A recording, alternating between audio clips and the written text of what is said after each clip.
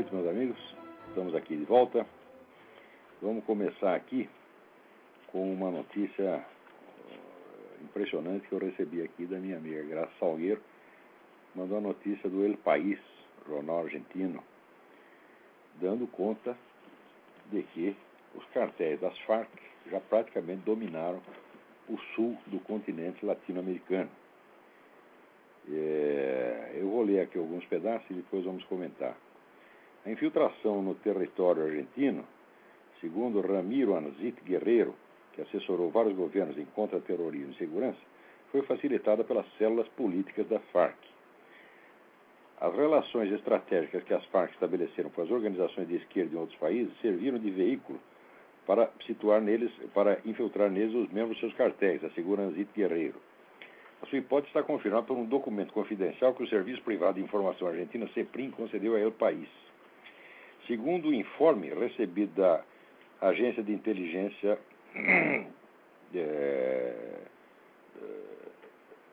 argentino, nos últimos anos, Jairo Afonso Lesmes, aliás, Javier Calderón, considerado chanceler das Farc para o Cone Sul e encarregado de atividades ilícitas nessa região, se move com plena liberdade. Junto com ele, narcotraficantes e terroristas de diferentes países teriam sido hospedados no Hotel Bauen, administrado pelo governo da Venezuela, hotel na Argentina administrado pelo governo da Venezuela, com recursos da PDVSA, através do PDVSA, a estatal venezuelana de petróleo. Analistas argentinos consideram, e desde metade do ano 2000, as Farc têm presença ativa nesse país e que aumentou durante o governo de Néstor Kirchner. Bom, é óbvio, né? Ele está lá para isso. Javier Calderón possui, segundo o especialista Anzit, uma estrutura de apoio no Brasil, que junto com o Paraguai e a Argentina conforma a chamada Tríplice Fronteira. Essa teria fornecido às Farc, teria favorecido as Farc após o fortalecimento das operações de interdição entre Brasil e Colômbia.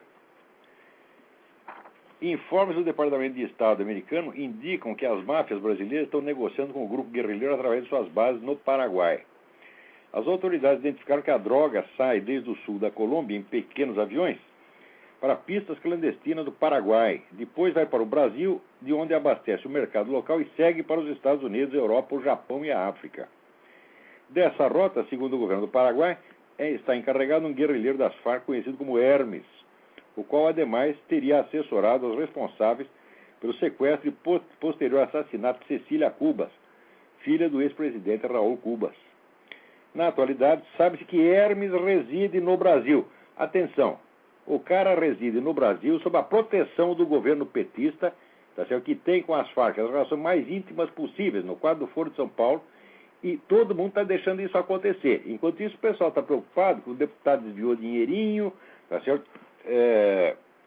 Ou que talvez as nossas escolas não estejam indo muito bem. Ou seja, o pessoal só está preocupado com perfumaria. Agora, uma matéria desse teor jamais sairia na mídia brasileira. Isso saiu no El País. Eu quero ver a Folha de São Paulo publicar uma coisa desse tipo, porque a primeira e única preocupação da Folha de São Paulo é fazer de conta que a atividade das Farc não tem nada a ver com política. É que é só uma questão policial. Ou seja, a Folha de São Paulo, que de vez em quando critica um pouquinho o PT e é chamado por isso de direitista, é um órgão de desinformação petista, é um órgão de ocultação da realidade. Estão indo bem, seu Otávio Frias? O seu jornal serve para isso e só serve para isto. Você quer fazer de conta que o banditismo latino-americano não tem nenhuma ligação com o esquerdismo. Por quê? Porque você mesmo é um esquerdista e você quer limpar a barra do esquerdismo. O seu jornal serve para isso. Tá certo? E os outros jornais também. O Estadão, mesma coisa. O Globo, mesma coisa. Todos eles. Agora, aqui outros detalhes. Né? A Venezuela é assinalada pelo Departamento de Estado como o maior provedor e ponto de atividade das Farc na América Latina. Agora, outra coisa. No solo venezuelano, existem a serviço do narcotráfico, isso é das Farc, 117 aeroportos clandestinos. Ou seja, vocês podem por aí avaliar o tamanho da coisa. tamanho da força que tá sendo criada, sendo montada no continente, mediante esta fusão. Se der para parar de digitar, eu agradeço.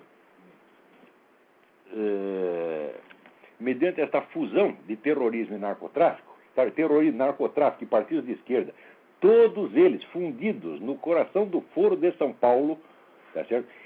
Eles estão criando a maior e mais poderosa e mais perigosa organização político-militar de todos os tempos na história do continente latino-americano, e ninguém quer discutir isso. Os jornais brasileiros continuam discutindo a nossa política como se tudo fosse uma questão de discussãozinha parlamentar, sabe, política parlamentar inofensiva de um país civilizadíssimo, país europeu civilizadíssimo. Parece que nós estamos na Inglaterra, lá o Partido Conservador discutindo com o Partido Trabalhista, né?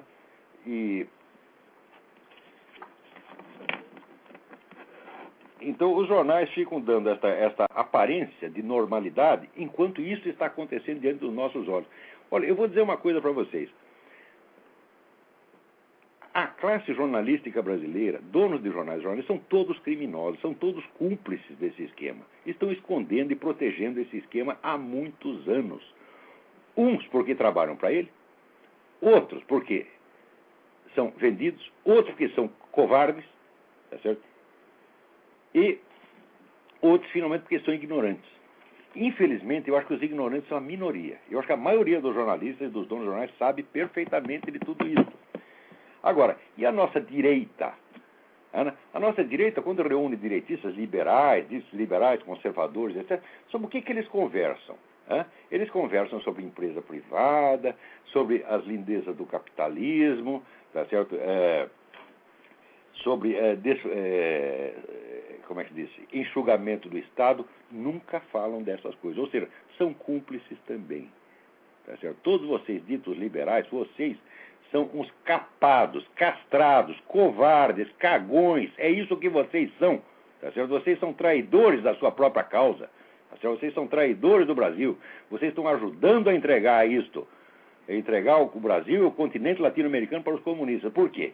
Porque é tão bonito você reunir intelectuais dos dois lados para discutir teoria econômica, né? É tão bonito, tão agradável isso aí, você fazer de conta que está num ambiente tão civilizado, que é tudo uma questão de polidíssima troca de ideias. É isso que vocês gostam de fingir que estão numa democracia europeia riquíssima, onde todos os problemas estão resolvidos, só resta discutir ideias. É isso que vocês ficam fazendo. Ora, eu durante anos participei do Fórum da Liberdade. Fórum da Liberdade no Rio Grande do Sul. Tá certo? É verdade que era o único acontecimento importante, tá certo? De que propiciava alguma divulgação de ideias liberais e conservadoras. Eu gostava muito do Fórum da Liberdade. Porém, a maioria dos participantes ia lá só para falar de teoria econômica, de ideias bonitinhas, etc. Coisa substantiva, tá certo? Como isso aqui, ninguém mexia. Só eu tocava nisto. Por quê? Aquilo é um bando de covarde. Tá certo? É tudo, sabe, menino mimado, pó de arroz. É isso que vocês são, ô liberais do Brasil. Vocês são pó de arroz, vocês são bando de boiolas. Tá? Agora, veja, a covardia, a boiolice, quando passa de um certo ponto, se torna criminosa. Quer dizer, me diga uma coisa, quando existiu uma organização deste tamanho, com 117 aeroportos clandestinos, só na Venezuela, dominando o narcotráfico de todo o continente, tá certo? E se reunindo anualmente com o seu Luiz Inácio Lula da Silva, no Foro de São Paulo, tá certo? Para tramar a ocupação do restante do continente. Ora, e que é claro que eles estão fazendo isso. Note bem, o próprio Lula, naquele seu famoso discurso de 2 de julho de 2005, ele esclarece que o Foro de São Paulo não serve só para fazer as suas assembleias gerais e emitir as suas declarações. Ele é um ponto de encontro onde há conversações secretas, tá certo? Entre ele, Hugo Chávez e o pessoal da FARC. Ele confessou isto. Então significa o seguinte: isto é a Revolução Comunista em marcha, diante de todos nós, subsidiada pelo narcotráfico e pelo governo da Venezuela, tá certo? Enquanto isso, esses filhos da puta do jornalismo brasileiro, tá certo? Ficam falando só do deputadinho que roubou um dinheirinho, essas coisas insignificantes. Que é? Mas olha, ser brasileiro hoje em dia é realmente uma vergonha. Não é só por causa da corrupção, não. A corrupção de dinheiro é o de menos. O demais são os 50 mil brasileiros que estão morrendo anualmente graças a isso aqui, e os milhares que ainda vão morrer, tá certo? no curso dessa revolução que está sendo montada muito rapidamente no continente. Quer dizer que é a revolução dos criminosos, a revolução dos narcotraficantes, a revolução dos assassinos, que tudo isso é coisa que o senhor Lula acha lindo, tá certo? Ele lambe o saco dessa gente, a turma da Farc manda no Lula, porra. Ele fará o que eles quiserem. Vocês não perceberam ainda onde estão? Meu Deus do céu, acordem! O que está havendo nesse país? Quer dizer, é uma espécie de castração intelectual, não dá para perceber a realidade. Ora, agora, o principal no Brasil é a mídia. A mídia é um fator de isolamento. A mídia brasileira isola o Brasil do que está acontecendo em volta no mundo. Então, no máximo, fazem alguma crítica muito leve ao Hugo Chávez. E quando fazem, aproveitam para fazer mais desinformação comunista, ainda como esse filho da puta que escreveu na Folha de São Paulo, dizendo que o Chávez e o Uribe, embora estejam em polos opostos, são muito parecidos, governo muito parecido. Agora me diga o seguinte, quando foi, tá certo, que o Uribe mandou atirar, tá certo, em manifestantes pacíficos e matou 21 pessoas, tá certo? Quando foi que o Uribe, tá certo, disse que os cidadãos do seu país não têm mais o pátrio poder sobre as crianças, que aos 3 anos passam a estar sob a guarda do Estado? Quando foi que o Uribe praticamente decretou o fim da empresa privada no país? Quando foi que o Uribe mandou fechar os jornais de oposição? Não há semelhança nenhuma entre o Uribe. A única semelhança, seu filho da puta, que escreveu isso, que eu nem me lembro o seu nome, tá certo? A única semelhança é o ódio que gente como você tem pelos dois. Que tem pelo Uribe, tá certo? Vocês têm medo do Hugo Chávez e têm ódio do Uribe. E tem ódio do Uribe por quê? O Uribe tem mais de 80% da aprovação no país dele por causa do combate corajoso que ele move contra o narcotráfico.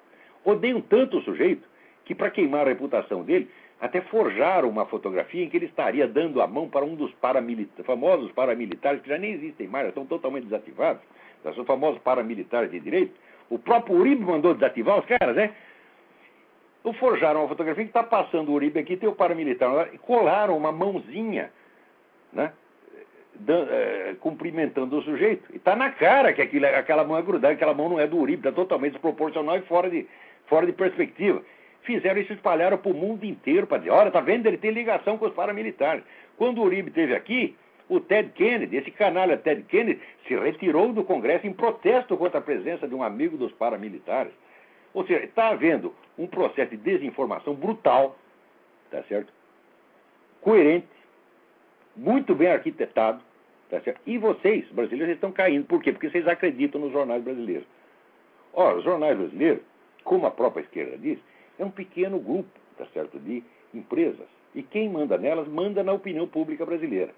A esquerda diz que acha isso ruim, mas ela gosta disso. Por quê? Porque foi graças a isso que ela pôde ocupar as redações todas. Se no Brasil tivesse, como aqui, cada cidade tem um jornal independente, seria difícil ocupar. Mas ali você ocupa o Globo, o Estadão, a Folha, acabou, já ocupou tudo. Você tá, né? Então, a esquerda já manda nessas redações há mais de 20 anos, tá certo? Agora, como dentro da esquerda tem de vez em quando alguém que fica escandalizado com a roubalheira petista e escreve contra, então o que faz o PT? Diz que a mídia é de direita. Por quê? Porque ela não é suficientemente de esquerda. Ela não é suficientemente de esquerda ao ponto de obedecer integralmente às instruções do Foro de São Paulo, só obedece parcialmente. Mas nem isso no Brasil já é permitido. Até isso causa escândalo. Quer dizer, num país em que a centro-esquerda passa a ser o máximo de direita admissível, acabou a liberdade, meu Deus do céu. Agora, eu estou dizendo isso por quê?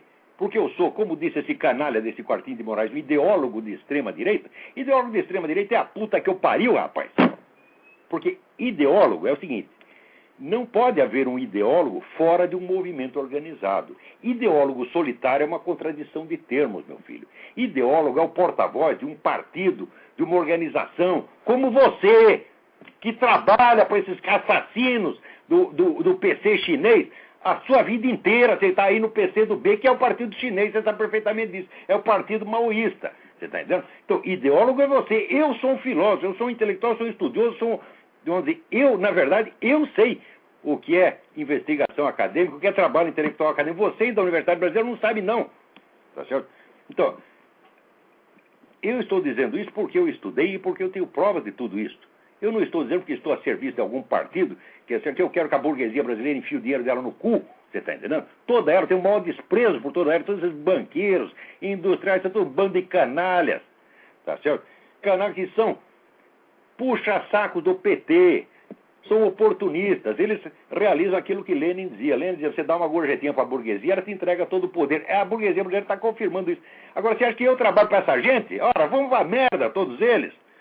Tá certo? Então, eu estou dizendo isso como um investigador independente que reúne provas, tá certo? E sabe do que está falando e tem ideia do que é veracidade objetiva. Como a ideia de conhecimento e de veracidade objetiva está infinitamente além do alcance dos quartinhos de Moraes, Emir Saderes, etc., que são, esses sim, puros ideólogos e propagandistas, então, naturalmente, quando eles me ouvem dizer, eles têm que imaginar por trás de mim uma organização igual e contrária. Quer dizer, se eles são ideólogos da esquerda, da extrema esquerda, eu tenho que ser ideólogo da extrema direita, embora a extrema direita não exista. Tá certo? E se ela existisse, eu não teria nada a ver com ela. Então, o que está havendo no Brasil é que esse tipo de propagandista barato, você está entendendo, se tornou o único tipo de intelectual que existe. Até esse ano, essa merda dessa Câmara Brasileira do Livro, composta de semi-analfabetos, deu prêmio para outro mais analfabeto ainda, que é o Emir Sader, professor de ciência política que escreve Getúlio com LH. Eu já denunciei aquela fraude do dicionário crítico pensamento da direita, que todos os colaboradores daqueles deviam estar na cadeia, porque aquilo é desvio de dinheiro público. Quer dizer, você não pode dizer que você está praticando ciência política numa universidade pública, tá certo? E usar aquilo lá para esconder todos os fatos significativos, tá certo? E distorcer tudo em favor do seu partido. Ninguém tem o direito de fazer isso. Quem faz isso tem que ir para a cadeia. Isso é vigarice, isso é desvio de dinheiro público. Eu acuso o doutor Emir Sader de fazer esse desvio de dinheiro público no dicionário crítico do pensamento direito. E agora, essa merda desse dicionário que ele acabou de lançar agora é exatamente a mesma coisa, segundo acabei de ler aqui no Reinaldo Azevedo. E a Câmara Brasileira do Livro ainda dá um prêmio para esse cara. Experimente oferecer um prêmio para mim, ô Câmara Brasileira do Livro. Experimente me oferecer seu jabuti, que eu mando todos vocês enfiar no cu. Tá certo? Vocês ofereceram para o meu falecido amigo Bruno Tolentino, eu considero isso um insulto à memória dele. Tá certo? Depois que o sujeito morre, vocês vão lá oferecer o prêmio jabuti, tá certo? Para quê? Para parasitar um pouco da glória dele, um pouco do mérito dele. Tá certo?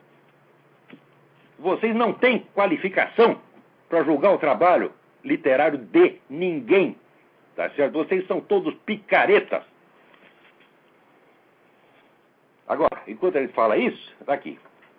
Chega a própria Folha Online notícia. O presidente da Câmara, deputado Arlindo Chinalha, mandou desarquivar uma proposta de emenda constitucional que permite a reeleição sem limites para cargos majoritários. Tá aí, já temos o nosso Hugo Chávez. O Lula não vai sair de lá nunca mais. Se sair, vai entrar Dilma Rousseff ou qualquer outra porcaria igual. O PT não vai sair do poder nunca mais. Vocês entenderam bem? Agora, o PSDB, que é empregadinho do PT, pode ter direito a uma cotazinha de poder de vez em quando. Tá certo? O PSDB, não esqueçam, o PSDB nasceu junto com o PT na USP, tá certo? Com aquela cambada de professores comunistas que foram demitidos da USP e criaram o SEBRAP, Centro Brasileiro de Análise e Planejamento, uma coisa assim, que era, tá certo? Um grupo de doutrinários comunistas, subsidiado pelo quê? Pela Fundação Rockefeller, que é a mãe de todos os comunistas latino-americanos. Tá certo? Do mesmo modo que essa fundação e outras também estavam ajudando a formar o PT. Então, é o mesmo partido, visto por dois lados. Tá certo? Então, é a famosa estratégia das tesouras, de Lenin. Por falar em Lenin, estão relançando agora o livro de Lenin, Imperialismo, a fase superior do capitalismo. Ora, pergunto eu, em que país do mundo, tá certo? O relançamento de um livro de Lenin, livro que tem milhões de edições, tem milhões de traduções diferentes, tá certo? Até edições clandestinas, tem milhões. Em que país do mundo o lançamento de um livro de Lenin é um acontecimento? Tem lançamento. As pessoas simplesmente fazem uma outra edição e colocam na prateleira da livraria. Por quê? Porque aquilo já é rotina, o livro já vem circulando há muito tempo. No Brasil, não. No Brasil, o lançamento desse livro, já 1000 vezes publicado, é um acontecimento. Faz um lançamento e tem lá conferência, debate, vai lá professor Roseli Coelho, doutor em filosofia. Vocês sabem o que quer dizer doutor em filosofia no Brasil, é? tá certo? Quer dizer que faz propaganda para o PT. É só isso que quer dizer, tá certo? E está lá o economista Marcos Sokol, membro do Diretório Nacional do PT, tá certo? Preste atenção nesse Marcos Sokol, que é uma figura que está aí há muitos anos, tá certo? Figura relativamente discreta como o Quartim de Moraes, tá certo? Então, um dia nós vamos descobrir o que o seu Marcos Sokol está fazendo. Então, aqui o Reinaldo Azevedo comenta até o Prêmio Jabuti, diz, o Prêmio Jabuti é o momento cágado, ameaçado por uma paroxítona. É o prêmio cagado, tá certo? Mas que coisa, né? Esse editor a boitempo. Outro dia um aluno me escreveu dizendo, olha, você sempre fala das obras do Northrop Frye, o crítico canadense, né? E tem uma que chama The Great Code, e aqui no Brasil saiu uma tradução do The Great Code pela editora Boitempo. Você acha que a tradução é confiável? Eu falo, não sei, eu não vi a tradução, tá certo? Agora, o que eu duvido, lanço aqui um desafio público. Eu desafio o Dr. Emir Sader a ler comigo um livro do Northrop Frye e entender. E discuti-lo comigo. Eu disse, ele não é capaz de entender aquilo, ele não sabe do que o Frye está falando. Agora, é o seguinte, esse pessoal da esquerda, tá certo? Todos eles leem as minhas colunas, observam o meu site, etc, para copiar uma coisinha ou outra, tá certo? E puxar para si os méritos. Então, como eu estava falando muito de Northrop Frye, eles têm que lançar um livro de Northrop Frye, por quê? Para vocês todos pensarem que eles sempre souberam quem é Northrop Frye, que eles já leram todos os livros do Northrop Frye, que eles estão ultra por dentro. Eles sempre fazem isso, porque isso é um bando de vigarista, porra. Então, se a tradução tá boa, não, deve estar boa, né? Peraí, tem alguém na linha, vamos lá. Diga aí. Alô? Alô? Quem é? Olá, aqui quem fala é André, de Americana. Tudo bem, André? Tudo bom. Desculpa mudar de assunto, mas eu queria fazer duas perguntas muito rápidas para você. A primeira é se o senhor conhece a obra do filósofo francês Jean-François Mattei. Muito mal, ouvi falar, não as li. Deveria? Eu não sei, eu não leio em francês, então só tive acesso às traduções em português. E um dos livros que eu li eu gostei muito. Gostaria de saber a opinião do senhor. Jean-François do quê? Me soletra, por favor, o nome do homem. Mattei. T-T-E-I? Isso. Ah, Mattei, isso é sobrenome italiano. Vou procurar, agradeço a indicação. Tá certo. E Olavo, outra pergunta que eu queria fazer, que num dos programas anteriores, o senhor fez um comentário sobre o chamado Grupo do Reale e o culturalismo. E eu sou um grande fã da obra do Miguel Reale e gostaria de saber quais são as críticas que o senhor tem a fazer quanto ao culturalismo. Olha, o meu principal problema com o culturalismo é a herança kantiana. Eu acho que tudo aquilo onde o Kant meteu a mão acabou dando merda, tá entendendo? Eu acho o Kant um dos grandes culpados pelos males do Ocidente. Agora, isso não tira os méritos próprios da escola culturalista. Eu acho que, vamos dizer, se curasse dessa contaminação kantiana, daria tudo mais certo, né? Mas eu sempre fiz questão de enfatizar o valor enorme da obra do Miguel Reale. Eu acho, realmente, o Miguel Reale foi o primeiro sujeito que na história humana conseguiu dizer o que é o fenômeno do direito, que é um fenômeno central para a vida humana, tá certo? E todas as definições de direito que tinham eram absolutamente desencontradas, pegavam por alguma qualidade acidental, por alguma propriedade, mas não conseguiam pegar exatamente o que é, vamos dizer, a substantividade mesmo do fenômeno do direito. E o Miguel Reale realmente matou a charada. Aquele livrinho dele chamado Teoria Tridimensional do Direito é uma joia, tá certo? Também reconheço todo o trabalho educativo que o Miguel Reale e o grupo dele fez na Revista Brasileira de Filosofia. Tá certo? Agora, eu fiquei bravo porque apareceu um idiota, que é aquele sujeito daquele site, até esqueci como é o site. Parlatando, né? Parlata ou Cagata, sei lá o quê. Que inclusive voltou a carga recentemente, né? Ele fez um comentário, aquele artigo... Ele volta a carga diariamente, vai no banheiro e dá a carga, tá entendendo? Ele fez um comentário ao artigo... Que eu sou o representante desse grupo, fala, mas é só ler o que eu escrevo e ver, tá certo? Que, por mais que eu respeite o trabalho deles, eu não tenho nada a ver com a escola culturalista e, sobretudo, não tenho contato junto com esse grupo. A única pessoa conhecida do grupo foi o Miguel Reale, numa época em que o grupo já nem existia mais, tá certo? ou em que a atuação do Miguel Reale ali era mínima, porque o Miguel Reale estava com 90 anos de idade. Tá certo? Mas essas coisas, o brasileiro é assim, ele gosta de interpretar o pensamento dos outros como se fosse sempre o pensamento de um grupo. Por quê? Todo mundo lá só pensa em grupo, só tem pensamento coletivo. Na hora que aparece um filósofo de verdade que pensa com a própria cabeça, tá certo? Eles não sabem o que é. Eles não sabem o que fazer. Quando apareceu o Mário Ferreira dos Santos, eles ficaram desesperados, não sabiam o que fazer com o Mário Ferreira dos Santos. Comigo também não sabe o que fazer. Então, um cataloga. Será que é um UFO? Será que é um pterodáctilo? Não sabe o que é. Tá? Então é melhor o seguinte, se não estão entendendo, calem a boca, vão pra puta que os pariu. Então, obrigado pela sua sugestão, André. Vamos em frente. Tem mais alguém na linha? Então, agora, olha aqui. Essa semana mesmo estava aí o doutor Fernando Henrique Cardoso dizendo o seguinte: a economia americana já era, agora o século XXI vai ser chinês. Bom, o que aconteceu? Né? Aqui, saiu no jornal Valor. A economia dos Estados Unidos surpreendeu e teve crescimento anualizado de 3,9% no terceiro trimestre. Está todo mundo perguntando, como é possível? Vocês não sabem o que é Estados Unidos, vocês não têm ideia, tá certo? Da força criativa da economia desse país. O pessoal realmente não sabe o que está falando, porra. Agora, fala do crescimento da economia chinesa. O dinheiro que está na China é tudo americano, porra. Se o americano tirar o dinheiro de lá, os chineses vão ter que comer rato. Agora, esta palhaçada de que a queda do Império Americano está sendo anunciada há 100 anos. Toda hora. Né? Não teve nos anos 80, a última grande onda disso aí foi nos anos 80, o livro Ascensão e Queda das Grandes Potências.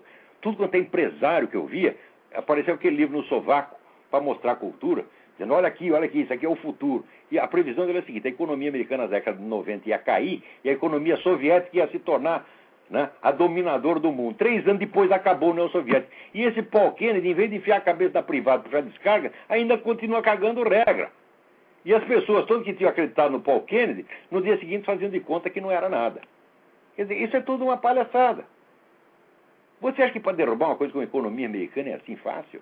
Você pode derrubar, mas vai levar 200 anos, porra. Não é assim fácil. Agora, a China, a prosperidade chinesa é em 5 cidades. No resto, o pessoal está comendo rato, sim. A miséria chinesa é indescritível. Tá certo? Então,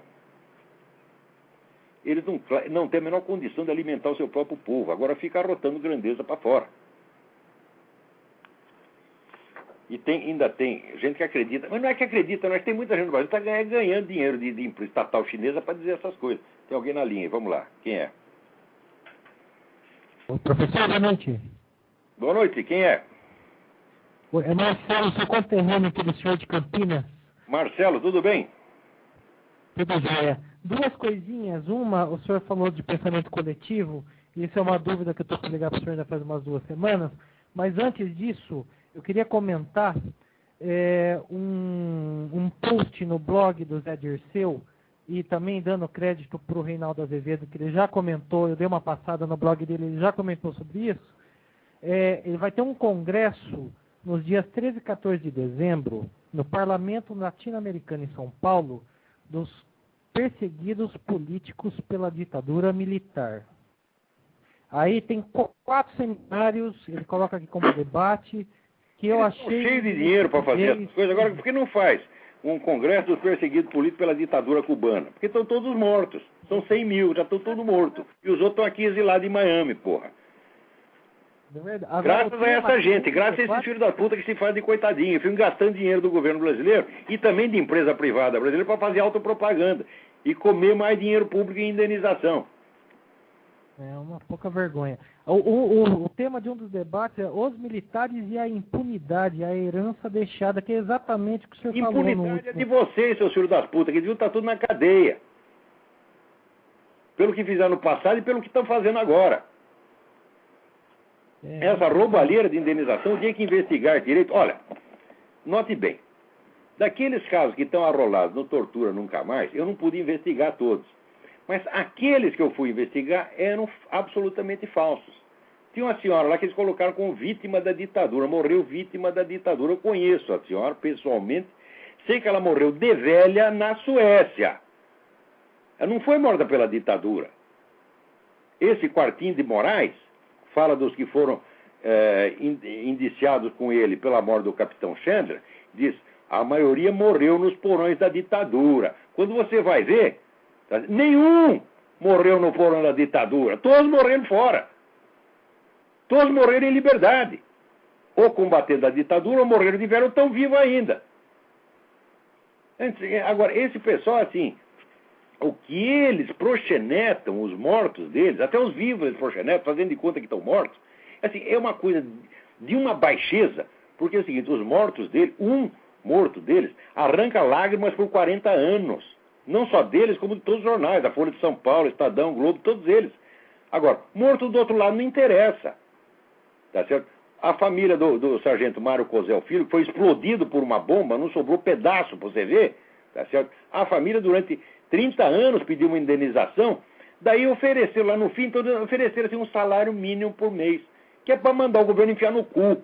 Você entendeu? O pai do sargento Mário Cosel entrou em depressão e morreu de tanta humilhação que sofreu. Então, essa desproporção no tratamento das vidas humanas é absolutamente psicótica. Isso é coisa de bandido. Bandido é que pensa assim. Os seus, aliás, valem tudo. Os outros são mosquitos, são pó, são cocô, pode ser jogado fora. Quer dizer, o total desprezo pela vida alheia e um culto idolátrico da vida dos seus companheiros. Por quê? Porque, como dizia Che Guevara, eles pertencem ao primeiro escalão da espécie humana. Então, isso aí, em primeiro lugar, é uma manifestação de racismo, seus filhos das putas. Porque a vida humana, para vocês, não vale a mesma coisa. Se é de um do seu partido, se é do outro. Vocês discriminam. Um merece tudo e o outro é um cocô que pode ser jogado fora. Isso aí é racismo puro. Então, vocês que estão no Brasil, vocês ajuntem as declarações de gente como esse Quartinho, esses Sadres, etc, etc. Vejam a desproporção de tratamento. Vejam o culto idolátrico dos mortos, comunistas mortos, e o total desprezo pelos outros, e vejam como isso configura um crime de racismo, e metam um processo desses caras. Vamos lá.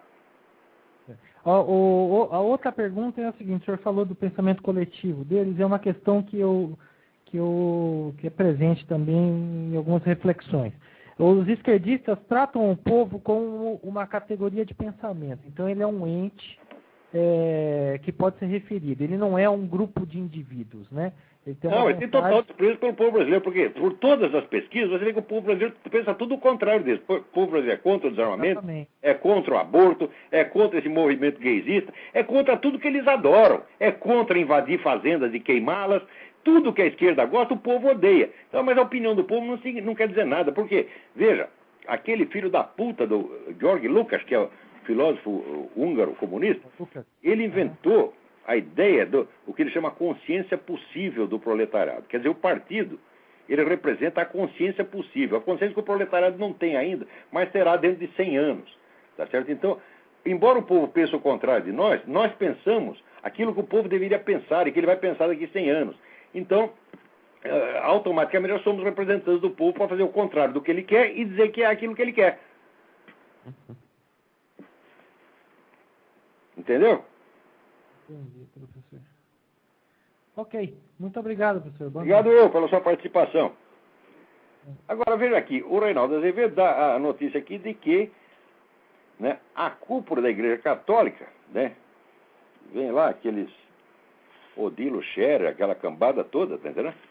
Né, dizendo que estão solidários com o padre Júlio Lancelotti. Olha, mas é claro que estão solidários. Se é pra pôr no cu dos outros, vocês sempre estão solidários, porra. Vocês não têm feito outra coisa. Quem os reconhece como bispo, como príncipe da igreja, está enganado. Vocês, pelo Decretum contra Comunismo, assinado por Pio XII, ratificado por João XXIII, vocês estão formalmente excomungados. Vocês, não é que vocês não são bispos, nem cardeais, nem nada. Vocês não são membros da igreja. Vocês são tão católicos quanto essas católicas pelo direito de decidir. A Igreja Católica no Brasil é uma farsa, inteirinha uma farsa. Claro que ainda existe 2 ou 3 padres, tá certo? Ó, eu me lembro quando eu escrevi o livro Crime da Madre Agnes, e levei para um grande intelectual católico que tinha na época, que era o padre Caetano de Vasconcelos, né? Era um homem que falava muito bem, escrevia muito bem, tinha um programa de rádio, fazia um sucesso enorme. E levei o livro para ele ler, para ver o que ele achava. Ele leu e falou, meu filho, isso aqui está muito bom, mas não vai adiantar nada. Você não vai conseguir converter os padres. Isso aí foi na década de 70. Agora imagina como é que está hoje. Quer dizer, isso aí esse pessoal todo já se vendeu. Aqui, Odilo Scherer, você para mim não é nada. Você não é sacerdote, você não é coisa... Bom, a condição de sacerdote você não perde. Tá certo? Mas a condição de príncipe da igreja você perde sim. A ordenação sacerdotal é eterna, o que só vai piorar a tua situação, porque se você trabalha para o Satanás e ainda é sacerdote ordenado, você vai para um andar ainda mais inferior do inferno, tá entendendo? Que é o seu lugar, tá entendendo? Se você não acordar, isso que vai acontecer para você. Agora, esse padre Júlio Lancelotti, tá certo? Ele é um pedófilo especial, porque é um pedófilo de esquerda. Olha, a maior parte dos pedófilos são de esquerda. Onde é que você vai procurar, vamos dizer, aqueles padres antigos conservadores fazendo essas coisas? Isso é raríssimo. O que tem, vamos dizer, leiam o livro do Michael S. Rose, que se chama Goodbye, Good Men. Vejam o longo trabalho de infiltração que o movimento gay fez em todos os seminários dos Estados Unidos. Nós não temos dados sobre a Europa e a América Latina, mas o que acontece aqui é repetido em outro lugar. Durante 30 anos, infiltraram e tomavam, sobretudo, os postos de psicólogo. O psicólogo é o sujeito que faz a seleção para ver quem pode ser admitido no sacerdócio e não, e quem não pode. Então, em vez de admitir os sujeitos vocacionalmente dotados, preferiam o quê? Os que tinham inclinações homossexuais ou pedófilas ou qualquer coisa assim. Isso foi feito durante 30 anos. Para quê? Para você fazer o crime e depois você acusar a vítima. Dizer que os padres são pedófilos não porque são homossexuais, não porque são pervertidos, mas porque são padres. Agora, a cota maior de pedófilos no universo são os assistentes sociais da ONU. Eu digo isso há muitos anos, baseado em informações muito precisas. E agora, pela primeira vez, quando um país da África mandou alguns soldados da ONU embora por pedofilia, saiu agora uma notinha desse tamanho assim na imprensa brasileira. Agora, padre, você faz um barulhão desgraçado, a não ser que seja o padre Lancelotti. Fala Lancelotti, né? Como diz o outro lá, é o cavaleiro da nádega redonda, né? Então, esse aí pode, porque é de esquerda, então é santinho, quer dizer, é pedofilia santificada.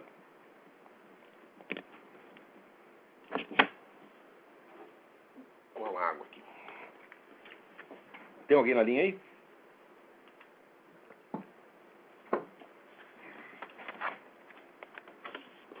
Vamos lá. Quer dizer, aqui material não falta. Uma das novidades aqui é que agora ficaram sabendo que aquele famoso acordo, né, que cedeu as instalações da Petrobras lá para o governo da Bolívia, não foi decisão da Petrobras. O Lula pressionou. A decisão política tomada certamente no quadro do Foro de São Paulo.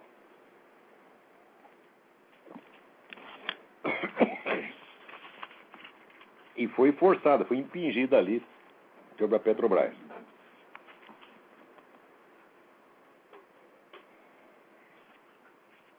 Agora, enquanto isso, lá em Curitiba,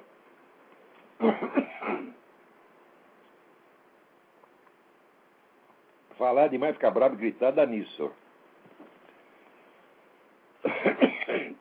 Então, lá em Curitiba, o seu Requião faz uma reunião lá, Conferência Popular Nacional de Agroenergia, com a Via Campesino, MST, com a bandeira do MST e da Venezuela hasteada, né? Estão lá proclamando então, já a extinção do agronegócio e sua substituição pelo modelo da agricultura do MST. O MST não produz coisíssima nenhuma, tá certo? Aliás, ele não foi feito para produzir.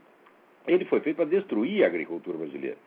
Destruir, criar crise, depois lançar as culpas no capitalismo e ter aí mais um pretexto para fazer a revolução. Agora, eu acho essa figura do senhor Rubens Requeijão muito engraçada, porque ele não é um membro do PT, muito menos um dirigente do PT. Ele é um político, vamos dizer, às antigas, um líder regional, tá certo? Um cara, vamos dizer, mais ou menos isolado, apenas uma liderança pessoal, e ele acredita que ele pode manipular o PT. O PT está rindo dele. O PT vai usar esse sujeito e jogar fora como uma camisinha. Aquele que se preocupa com o seu Requeijão, não se preocupe. Esse homem não é de nada Tá certo? Ele vai ser jogado fora na primeira oportunidade. Presta atenção no que eu estou dizendo. Isso aqui é análise política. Eu estou expressando uma linguagem assim, bastante popular, popularesca até, mas é resultado de análise política longa. O destino dele é o de todas as lideranças regionais, pessoais, tá certo? Que ou se opuseram ou se aliaram ao PT. Eles vão destruir todas. Todas. Porque comunista é assim, ele não aceita aliança parcial. Ou você submete a ele, ou ele vai te usar e depois jogar fora. O Requião, perto do PT, é nada. Eles acabam com o Requião mediante um peido, como no cheque, com H-U-M. Um peido acaba com o Requião.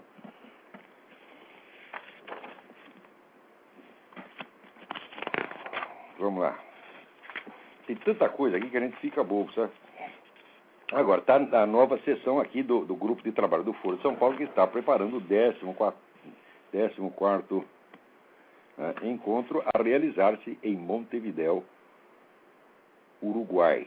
Né? É importante o seguinte, nenhuma dessas reuniões do Foro de São Paulo foi acompanhada por nenhum repórter da nossa mídia, sempre tão interessado em descobrir as coisas. Ora, o que é o Foro de São Paulo? É apenas uma organização de algumas centenas de partidos políticos, né? Reúne dezenas de governantes latino-americanos, dezenas de presidentes de partidos, mais as organizações narcotraficantes e terroristas mais poderosas. Ou seja, é um acontecimento sem importância nenhuma, é uma bobaginha, tá certo? É uma coisa de importância apenas regional, né? Então, pensando assim, a nossa mídia, que acompanha cada movimento do Lula, né? Quer dizer, cada besteirinha que o Lula fala, eles vão atrás. Quando você vai na reunião do Foro de São Paulo, manda o Marco Aurélio Garcia lá na reunião do Foro de São Paulo, eles fazem questão que não fazem durante 16 anos. Eles acompanhavam tudo que o sujeito fazia. Quando ele ia na reunião do Foro de São Paulo, todo mundo fechava os olhos, ninguém via. Ora, isso aí é ignorância? Não, isso é cumplicidade ativa. Isso aí tem que ser investigado. Tem que ver como é que se fez, da onde veio, vamos dizer, uma omissão tão longa, tão persistente e tão sistemática, tá certo? Agora, se mandar um repórter lá, agora não dá mais para esconder, então talvez até a Veja, tá certo? A Veja não é uma revista de direita, é apenas uma revista antipetista, porque na parte cultural ela é politicamente correta, ela apoia tudo que a esquerda quer, tá certo? Apenas ela ficou escandalizada com a roubalheira petista e tudo tem limite no mundo, até o saco esquerdista tem limite, tá certo? Então tem alguns esquerdistas que acham que é possível ser esquerdista e honesto ao mesmo tempo, o que não é. E quando eles veem a roubalheira, ela fica escandalizada. Então, esse tipo de gente que começou, vamos dizer, a criticar o PT dentro da própria esquerda. Então, a revista Veja, agora que já percebeu, já admite publicamente, até que existe o Foro de São Paulo. Como a Veja é generosa, é bondosa, ela até admitiu, depois de 16 anos ela admitiu até que até existe. Então, talvez mande lá um repórter. Então, atenção, seu repórter. Você faz o seguinte, em toda reunião deste tipo, existem as assembleias, aquilo que se discute publicamente, e existem os encontros discretos. O Lula disse que o importante são os encontros discretos. Ele disse que para tomar decisões, por exemplo, ele disse que ele, já como presidente, interferiu no plebiscito venezuelano.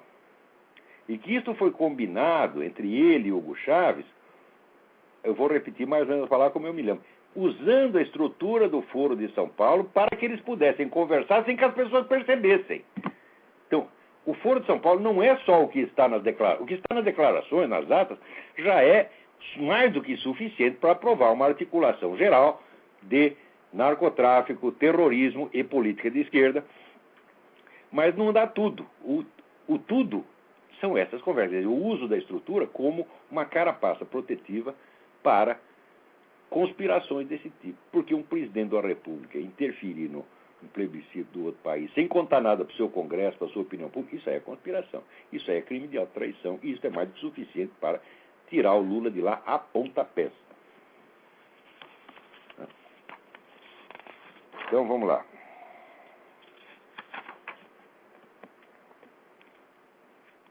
Olha aqui, que coisa interessantíssima. Aqui saiu na Folha de São Paulo. Um dos subprodutos mais curiosos que a divisão na América Latina promovida pela retórica chavista pode render, como se toda a ação do Chaves do Foro de São Paulo fosse pura retórica. Vocês acham que 117 aeroportos clandestinos para transportar cocaína sob a proteção do governo venezuelano, você acha que você chama isso de retórica? Você acha que as organizações armadas mais poderosas do continente, com um orçamento maior do que as forças armadas regulares dos seus respectivos países, isso é pura retórica? Ora, quer dizer, até para falar contra, quando fala contra, a Folha de São Paulo mente. O problema não é a retórica chavista, o seu idiota que escreveu isso aqui. Igor Gelou. Eu não sei se é assim que se lê. Tá certo? Se é que se lê. Você acha que isso é um problema retórica? Você acha que o Foro de São Paulo é retórica? Você acha que as Forças Armadas Revolucionárias da Colômbia são retórica? Você acha que todo esse fornecimento de cocaína, tá certo? E toda essa organização criminosa que está matando 50 mil brasileiros por ano, tudo isso é retórica? O problema é a retórica chavista. Então, dá a impressão assim, todo mundo aqui é bem educado, o Chaves às vezes comete uma pequena inconveniência. Então, é tudo aí um problema de falta de educação. O Chaves é um pouco mal educado. Porra, faça-me um favor. Mas vamos continuar aqui. Um dos subprodutos mais curiosos que a divisão na América Latina pode render é uma reaproximação das áreas militares dos Estados Unidos e do Brasil. Há uma expectativa na cúpula militar brasileira de que haja até negócio decorrente da necessidade de Washington ter o Brasil como aliado preferencial na região.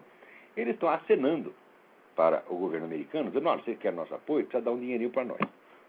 Agora, acontece o seguinte, meu filho, quem criou o abismo nas relações entre Estados Unidos e Brasil na área militar não foram os Estados Unidos. Foi aqueles dois gênios, chamados Geisel e Golbery, GG, tá certo? Que o Geisel era um nascerista. Ele queria o seguinte, bota os comunistas na cadeia, porque o único comunista sou eu. Tá certo? Então, ele ajudou Cuba a atacar a África, ele rompeu o acordo nuclear com os Estados Unidos e fez aquele acordo miserável com a Alemanha, que deu na construção daquela usina de Angra dos Reis, que estava afundando no solo, que é um perigo, tá certo? Encheu o Brasil de estatais, em suma, fez tudo que a esquerda gosta, tá certo? E ele mesmo dizia, eu não sou infenso à esquerda. Está na cara que você não é infenso. Tá certo? E quando o Silvio Frota brigou com ele, o que ele fez? Demitiu o Silvio Frota. O Silvio Frota está dizendo a verdade. Dizendo o seguinte, você está entregando esse país para os comunistas. E foi de fato o que ele fez. Tá certo? Ele e Golbery. Tá certo? Eu considero os dois, no mínimo, para não dizer que eram traidores, eu considero duas bestas quadradas. Né? E os dois tinham medo do Silvio Frota, porque o Silvio Frota tinha prestígio na tropa. Então, para não deixar mais o homem falar, tiraram do ministério. Agora, acontece o seguinte, passado todo esse tempo, depois que os resultados dessa política desastrosa do Geisel e Golbery já estão aí diante de nós, quer dizer, os comunistas já voltaram, já tomaram o país, já tem o Foro de São Paulo, tem tudo. Bom, quem é que não entende que a origem de tudo isto foi o afastamento entre o establishment militar brasileiro e os Estados Unidos? É claro que foi isto. É claro que foi isso. E a culpa foi de Geisel e Golbery, sim. Tá certo? E se não houver essa reaproximação, logo os comunistas e narcotraficantes vão, de fato, implantar na América Latina o que eles querem, que é uma união das repúblicas socialistas da América Latina. Vamos lá, quem tem alguém aí? Pronto, Olavo? Eu? Tudo bem, Marcelo de São Paulo. Ô Marcelo, tudo bem? Tudo bem, Olavo. Eu queria fazer uma pergunta de um assunto absolutamente diverso. Fale mais alto, por favor, grite se puder. Ok, desculpe. Eu queria fazer uma pergunta acerca de um assunto que você não está abordando aí agora. Não tem nada a ver, mas diz respeito ao aborto. Eu sou médico e tenho uma opinião formada, mas eu queria saber o que é que você pensa a respeito do aborto ser legalizado. Ele já é no Brasil, né? Já pode ser feito no caso de estupro ou no caso do risco de morte materna.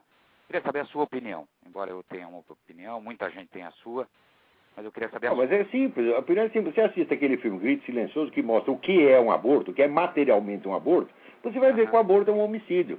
Aquele vídeo foi feito por um médico americano chamado Dr. Bernard Nathanson. O Bernard Nathanson ele era judeu de origem, e ele, quando era pequeno, ele ia na sinagoga, mas quando ele chegava em casa, o pai dele, que era meio comunista, gozava da cara dele, tá entendendo? Tanto o pai forçou que ele acabou largando a religião. Depois, mais tarde, né, virou o cara todo moderninho, criou uma clínica de aborto e fez 70 mil abortos. Isso, eu conheço essa história. Até o dia, tá certo? Em que ele de repente se tocou que o paciente dele não era a mãe, o paciente dele era o feto, aquele era o paciente, era aquele que ele tinha que proteger.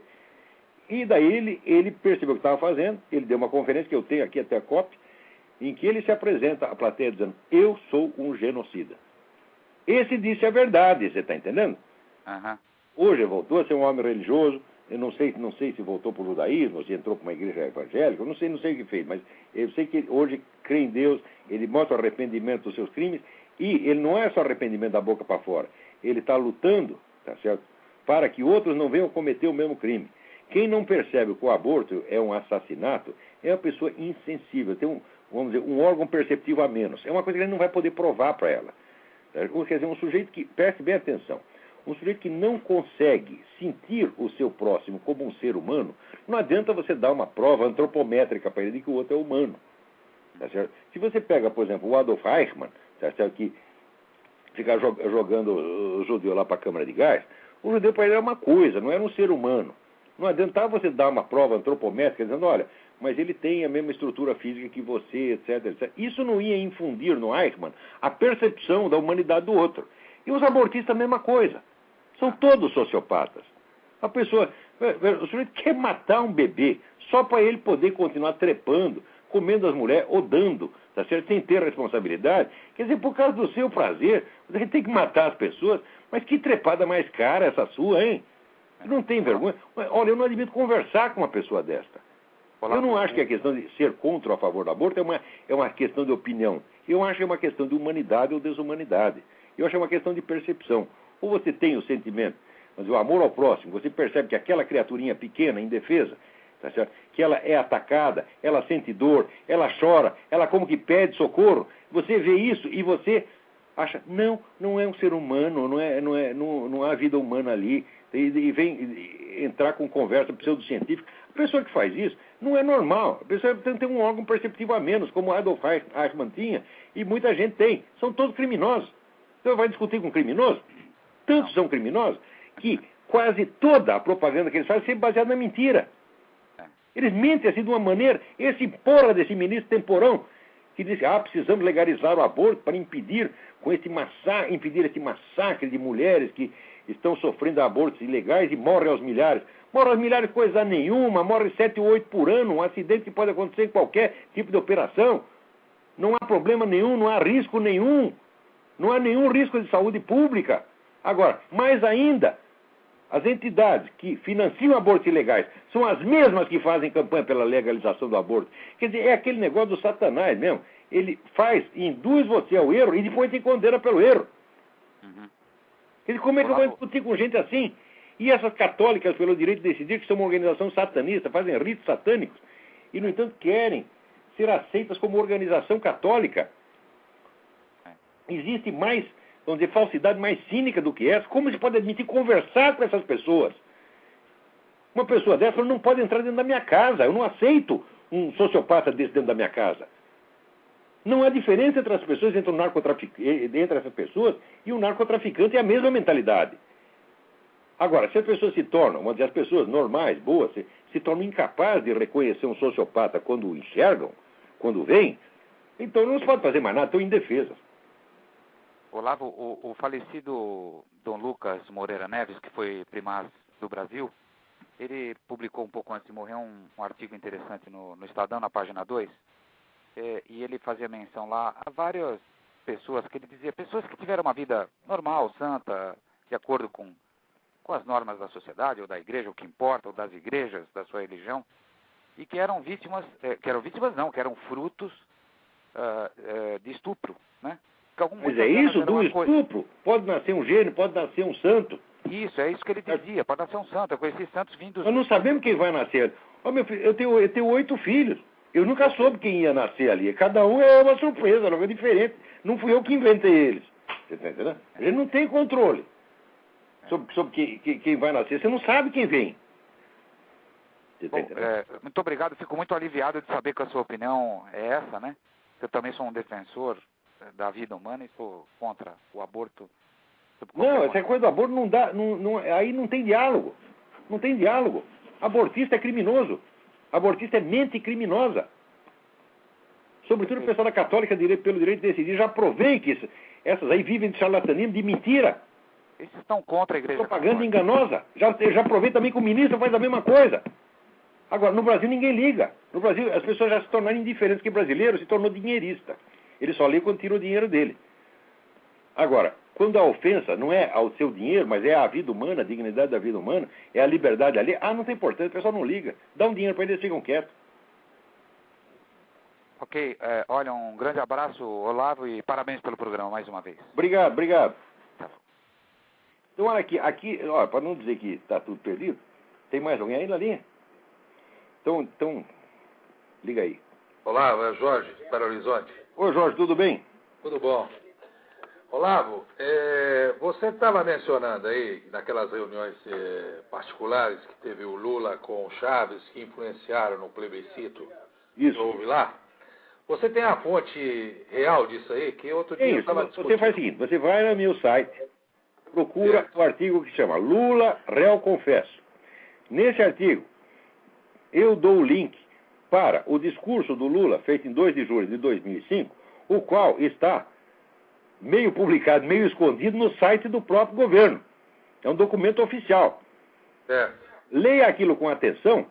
É que o Lula fala as coisas tão mal que às vezes a pessoa não percebe direito o que ele está falando. Depois, quando você entende a coisa, é daí que você quase cai de costas. O quê? Ele está dizendo que ele interferiu no plebiscito venezuelano, que ele fez isso com uma conversação secreta que teve com o Hugo Chávez e outros no Foro de São Paulo, e que eles estão tomando inúmeras medidas nesses encontros que eles fazem, diz ele, usando o Foro de São Paulo, a estrutura do Foro de São Paulo, para que ninguém percebesse do que estávamos falando. Que o senhor está dizendo que está nos enganando. Isso é crime de responsabilidade e está publicado no site do governo. Vai lá. Eu não tenho o link aqui de cor, mas se você procurar o meu artigo, vai lá no www.olavodecarvalho.org, procura esse artigo, Lula, réu confesso. Lá dentro tem o link. Daí você clica o link e você vai para no site do governo. Quer dizer, isso aí é a mancha de batom na cueca, não dá para esconder. Mas no Brasil não precisa esconder. Os caras já estão andando na rua, com cartaz na testa. Sou assassino, sou genocida, sou narcotraficante, sou um filho da puta. E ninguém liga, porra! Quer dizer, é por isso que não dá para conversar sério mais. Quer dizer, um país que aceita como intelectual e premia um vigarista intelectual como Emir Sader, pode acontecer tudo, porra! Perderam já o senso da realidade, perderam o senso das proporções. E ainda querem fazer de conta que a discussão entre eu e eles é apenas uma questão de divergência ideológica, esquerda-direita. Tem um ideólogo do lado de lá e tem um ideólogo do lado de cá. E, mas como eu posso ser um ideólogo se eu não tenho organização pelas costas? Ideologia é um discurso coletivo, defendido uniformemente por um partido articulado para a conquista do poder. Agora, eu estou articulado para a conquista do poder com quem? Porra, eu não tenho poder aqui, nem somos meus cachorros, pô. Não tenho onde cair morto. Tá certo? Eu sou um cara que estou falando sozinho. Claro que tem gente que aprova o que eu falo, de tanto ouvir o que eu falo, as pessoas acabam talvez até criando movimento. Mas criam por conta própria, não é meu movimento, não tem nada a ver com isso. Posso até apoiar se for uma coisa certa, mas não sou político, não estou articulado com ninguém politicamente. Agora, como é que é isso? Agora, no Brasil virou tudo confronto de ideologia. Você diz 2 mais 2 é 4, daí o cara responde, você diz isso porque você é de extrema direita. Então quer dizer que a opinião, o partidarismo político virou tudo. Não existe mais ciência, não existe mais objetividade, não existe mais verdade, não existe mais aritmética elementar. Tudo virou uma questão de preferência política. E isto é obra desses pseudo-intelectuais tipo Emir Sader. São criminosos, os caras destruíram a cultura superior no país para substituí-la por propaganda política enganosa, vil, baixa, grosseira. Verdade. Não tem perdão para esses caras. O que eles estão fazendo no Brasil? Estão destruindo o Brasil. Quanto a essa questão da criminalidade, você vê, universalmente, o discurso da esquerda é o seguinte: o que causa a criminalidade são as injustiças sociais. Então eles criam políticas sociais para corrigir a criminalidade. Invariavelmente, em todos os lugares onde isso é adotado, a criminalidade aumenta muito. Ao mesmo tempo, se você pegar não os discursos mais públicos da esquerda, mas os textos intelectuais mais influentes da esquerda, que só os líderes leem, ou a militância mais preparada, o que eles dizem? Precisamos usar o banditismo como um instrumento de destruição do capitalismo. Então, eles estão enganando todo mundo, eles fomentam o banditismo para, em seguida, culpar os outros pelo banditismo e tirar proveito da coisa pelos dois lados. O banditismo destrói a sociedade, quer dizer, favorece a ascensão da esquerda, e, ao mesmo tempo, o banditismo pode ser usado como pretexto para a implantação de política de esquerda que lhes interessa. Ou seja, é um crime monstruoso que essa gente está fazendo. Agora, querem que eu discuta isso educadamente? Eu não posso discutir educadamente a prática de um crime. Um criminoso não se discute. Verdade. Agora, eu não tenho poder de polícia, eu não tenho sequer poder político, eu não tenho nem sequer um partido político. Tá certo? Eu não tenho nada. Tá certo? Eu estou falando só a verdade tal como eu a vejo. É verdade que eu posso provar. Tá, né? Agora, o que o pessoal quer dar a impressão? De que é um confronto de ideologias. Se eu for de ideologias, é a puta que os pariu. Verdade. Aliás, eles não têm, nunca tem argumento. Nunca tem, Os é só argumentos são mais baixos possíveis. Olha, por exemplo, no Brasil toda hora se fala da CIA. Agora saiu mais uma notícia de que um sujeito, um americanista que estudava, era o cara da CIA, faz um barulho sobre a CIA. Ora, a presença da CIA no Brasil sempre foi mínima. Aliás, a presença da CIA no mundo. A CIA, os Estados Unidos até a Segunda Guerra não tinham sequer um serviço secreto para operar no exterior em base permanente, quando a KGB já tinha desde 1918, tá certo? E já estava espalhado no mundo inteiro. Aqui nos Estados Unidos, houve uma época em que o FBI tinha 112 agentes e a KGB aqui dentro tinha 3.000. Agora, tem mais a presença da KGB no Brasil é monstruosa.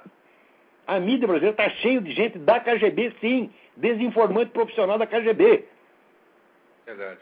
Tá certo? Agora, procura um livro sobre a KGB no Brasil. Não tem.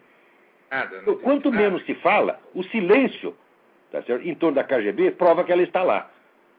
Verdade. E a CIA, ora, veja, tem aquele famoso livro do Ladislau Bittman, era o chefe do Serviço de Desinformação tcheco que trabalhou no Brasil. E que ele confessa que essa história de que os americanos prepararam o golpe de 64, foram eles mesmo que inventaram. Ele supervisionou essa operação. Falsificaram uma carta do Edgar Hoover, que foi espalhada então pelos jornais brasileiros, todo mundo acreditou, e esse mito de que os americanos prepararam o golpe de 64 está aí, até hoje virou verdade oficial, embora o próprio autor do crime o confessasse. Ou seja, a confissão do cara dizendo, fui eu que fiz isto, é mentira. No Brasil não adianta, as pessoas se tornaram insensíveis. É de tanto repetir a mentira parece que é um negócio brutal, né? brutal. Você quer ver essa semana? Tem o tal do Argemiro Ferreira, escrevendo lá na tribuna da imprensa, né? Fala dos contractors, entendeu? Contractor é como se fosse empreiteiro, né? As empresas contratadas para fazer serviço no Iraque, né? E fala de uma delas e diz que é uma empresa de segurança e que ela tem poderes militares, que ela domina o Iraque e que ela é um perigo para a humanidade porque ela pode invadir países e implantar ditaduras. O sujeito escreve isso no Brasil. Agora, vamos ver o que estão falando dos contractors aqui nos Estados Unidos. Olha, eu li hoje no Washington Post, que é um jornal esquerdista, eles dizendo, os contractors são os filhos adotivos abandonados pelo exército americano. Por quê? Porque eles não têm proteção. Você está entendendo? Sim. Quer dizer, esta é a verdade que está sendo. Aqui o governo americano é criticado porque deixa lá o tal dos contractors sem proteção. No Brasil, tá certo? Aparece um maluco dizendo que os contractors são uma força militar, que eles podem ocupar continentes inteiros, que eles são um perigo para a humanidade. É claro que o sujeito é um desinformante, porra. Desinformante. Premeditado. Mas o que você vê mais na mídia hoje é desinformação. É desinformação premeditada, constante, pertinaz. Agora, por que o pessoal compra jornal? Por que vocês compram a Folha de São Paulo? Eu não compro mais. Nós precisamos nos informar. Não tem informação nenhuma lá, porra. Nada. Não tem nada. Por que compra o Estadão, o Globo? Não tem nada. Tem gente que compra alguns jornais por causa da minha coluna ou do Reinaldo Azevedo. Tá certo? Considera até um motivo justo. Você sabe de uma coisa? Eu parei de comprar jornal, porque toda vez que eu compro jornal, eu estou favorecendo a esquerda. Eu quero que eles morram. Pois é. Todo mundo tem que ser um pouco radical com relação a isso. Não dá mais para aguentar essa gente, não dá mesmo. Quer dizer, a mentira, sem vergonhice, passou de todos os limites. Quando o pessoal se preocupa só com o desvio de dinheiro, eu digo, o dinheiro não é o mais alto dos valores. Existe a vida humana, em primeiro lugar. Existe, a verdade, isso existe a própria condição de funcionamento da democracia, que é a circulação honesta das informações. Tudo isso já foi destruído e ninguém reclama. Não, a ditadura da mídia já está em posse desde a época da Revolução. Agora, e os caras dominam a mídia e ainda fazem protesto contra ela, dizendo que ela é direitista. Eu digo, puta merda, isso aí é que nem, né? Stalin e Trotsky, cada um acusava o outro de ser direitista. Claro. Porque quanto Então tá aí, Stalin e Trotsky. É o mais à esquerda. Aquele menos radical passa de esquerda para ser direita. É o caso do PT. É a direita, tem a esquerda e tem a direita da esquerda. Exatamente. E não dá uma oportunidade para nós que somos de direita e nos mostra Não, direitista não pode abrir a boca, tá entendendo? Claro. Agora, note bem, eu coloca... não falo as coisas como ideólogo direitista. Eu não sou ideólogo de merda nenhuma. Ah, e toda vez que você coloca a sua opinião... Sério, eu não falo as coisas por causa de ideologia, não. Eu falo quando tenho prova. Agora, um quartinho de Moraes pode mentir o quanto queira. Ele, por exemplo, num dia, ele diz que fui condenado pela ação... A ação contra o capitão Chandler me rendeu uma condenação na justiça. Daí eu digo que ele foi condenado pelo homicídio. O que ele diz? Que eu estou caluniando ele. Ah, mas a prova... Mas foi ele mesmo que disse, porra. Se você acredita no que o sujeito disse e repete, daí ele te acusa de calúnia. Como podemos aceitar dialogar com um sujeito desse? O sujeito é visceralmente desonesto. Não é que ele fez uma ou outra vigaria. Esse cara que faz isso, ele é desonesto até a medula. Claro. Não há diálogo com essa criatura. Não se dialoga com um bandido. Concordo com você. O que esse sujeito tem que ser desmoralizado, tem que constantemente mostrar, tá certo? A vigarice do sujeito. Não tem qualificação intelectual. Não respeita o próprio cargo de professor. Ele fica proxenetando a universidade para servir ao PCdoB. O cara não respeita a profissão intelectual, não respeita a ciência, não respeita o conhecimento. Para ele só existe uma coisa, a porra do partido dele, o amor que ele tem por Stalin e Mao Tse Tung. E o Brasil aceita essas pessoas e eu chamo de intelectuais. O que é isso, porra? Eu não acho que tem que perseguir essas pessoas, que tem que botar elas na cadeia, que tem que matar. Não, eu acho que tem que demitir elas dos seus cargos de professor universitário, dizer, vai ser frentista de posto de gasolina, vai varrer rua, tá certo? Vai vender cachorro quente no carrinho na esquina, que é o máximo que serve para, vamos dizer, a sua dignidade intelectual. Mas hoje, infelizmente, o que está acontecendo? A gente que tem a opinião mais capitalista, quer dizer, a opinião mais direita, em cima tendo como base a civilização cristã, quer dizer, você contra-argumentar com esse tipo de gente, você... Não adianta. Essa contra-argumentar, já te taxam como direitista. Mas, olha, entra um sujeito... Eu, por exemplo, eu já assumi, eu sou da direita mesmo. Assaltar sua casa, estuprar sua mulher e matar seus filhos. Você vai argumentar com ele? Que argumento tem? Vai tomar no cu e pronto. Eu não quero conversar com você a respeito disso. Esse pessoal não é uma divergência de ideias. Poder, esse esquema está nos esmagando. Claro. Mas mudando um pouco de assunto, Olavo, hoje, por acaso, eu estava no escritório e abri a televisão lá no canal do Senado e eu vi um discurso de um senador que eu nunca tinha visto. Pô, você assiste TV pornô, rapaz? Quando tem assunto. Só para ver um argumento da esquerda, da pseudo-direita. Eu, se eu quis ligar no TV Senado, minha mulher me bate. Não, mas vou te contar essa. Hoje, pela primeira vez, eu ouvi alguém, um tal de senador Mário Couto, do Pará, ele fez um pronunciamento meio enérgico, dizendo-se que está preocupado, principalmente com a América Latina, com a questão da mudança da Constituição venezuelana. Como se esse fosse o grande problema. A minha preocupação é com o nível de amizade que tem o nosso presidente com o Fidel Castro e com o Hugo Chávez. Quer dizer, isso mesmo. O Chávez é uma criatura do Lula e do Fidel Castro. É papai e mamãe. Eles criaram esse cara. Claro. Isso a gente sabe. Chegou o momento do presidente Lula vir a público e falar na nação sobre as especulações que surgem por aí de uma mudança da nossa Constituição também. Ele quer mudar a Constituição para eternizar o Lula no poder.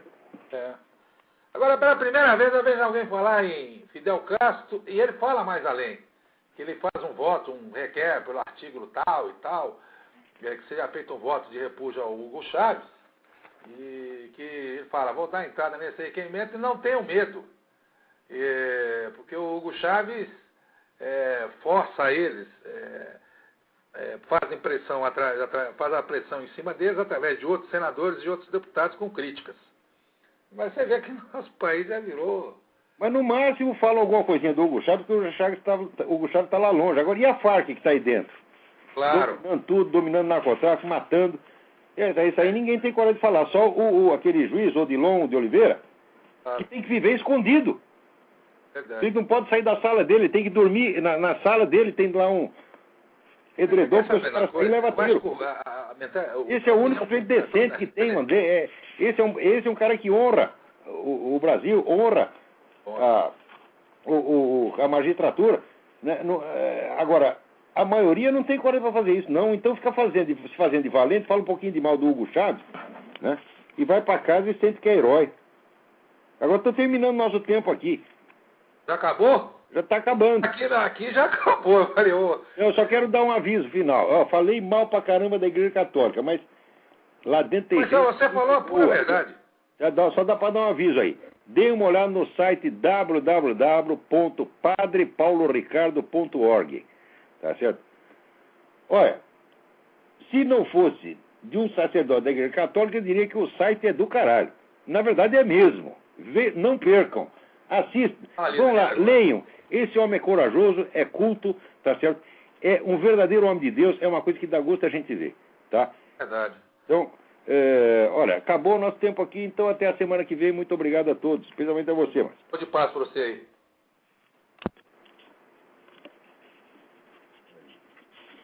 Ainda bem que tem o stream, estava gravando.